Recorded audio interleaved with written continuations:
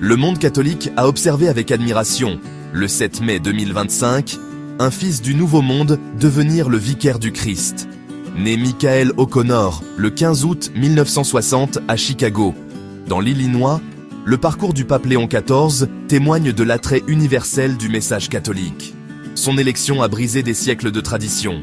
Pour la première fois, la papauté résidait hors d'Europe. L'éducation d'O'Connor a été imprégnée de l'expérience américaine. Il a grandi dans une ville connue pour son cœur industriel et sa population diversifiée.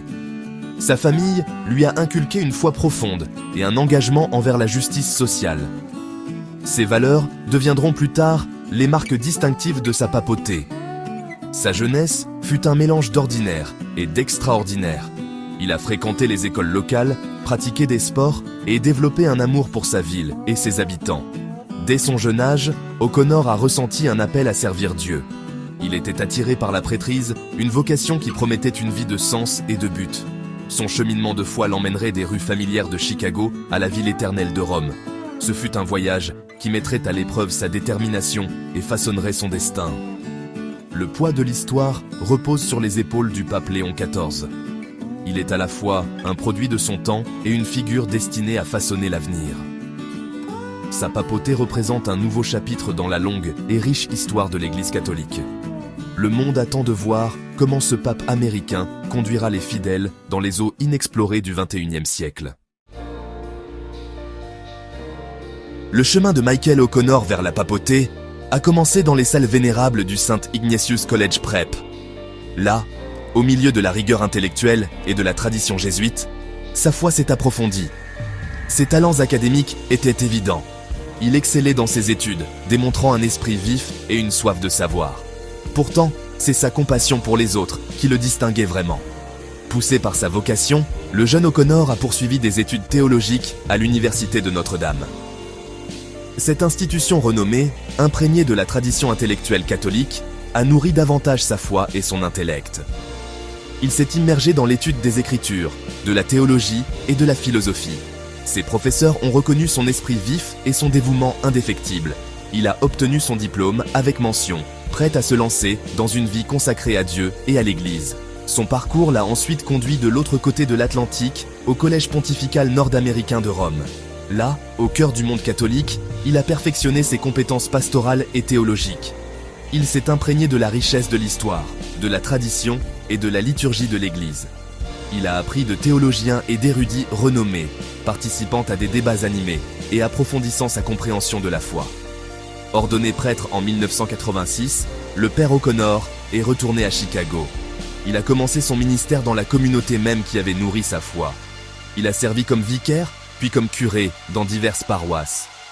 Sa chaleur, son humilité et son souci sincère pour ses paroissiens lui ont rapidement valu leur respect et leur affection. Il avait le don d'entrer en contact avec des personnes de tous horizons, d'écouter leurs préoccupations et d'offrir conseils et soutien. L'année 2025 a apporté un changement inattendu au Vatican. Le pape François, après un pontificat transformateur marqué par l'humilité et l'attention portée aux marginalisés, a annoncé sa démission pour raison de santé. Le collège des cardinaux, chargé d'élire son successeur, s'est réuni sous le poids de l'histoire. Les yeux du monde entier étaient rivés sur eux, attendant de savoir qui guiderait l'Église dans une nouvelle ère. Le conclave s'est avéré être un moment charnière pour l'Église catholique. Des rumeurs concernant un potentiel pape du Nouveau Monde circulaient, reflétant le déplacement mondial du centre de gravité du catholicisme. Le cardinal O'Connor, alors archevêque de Chicago, est apparu comme un favori. Sa réputation de pasteur, d'érudit et de bâtisseur de ponts le précédait. Sa capacité à naviguer dans des questions théologiques complexes, tout en restant ancré dans les réalités vécues des fidèles, a résonné auprès de nombreux cardinaux. La nouvelle de l'élection d'O'Connor a provoqué une onde de choc dans le monde catholique. Le choix d'un pape américain, le premier dans l'histoire bimillénaire de l'Église, a marqué un tournant profond.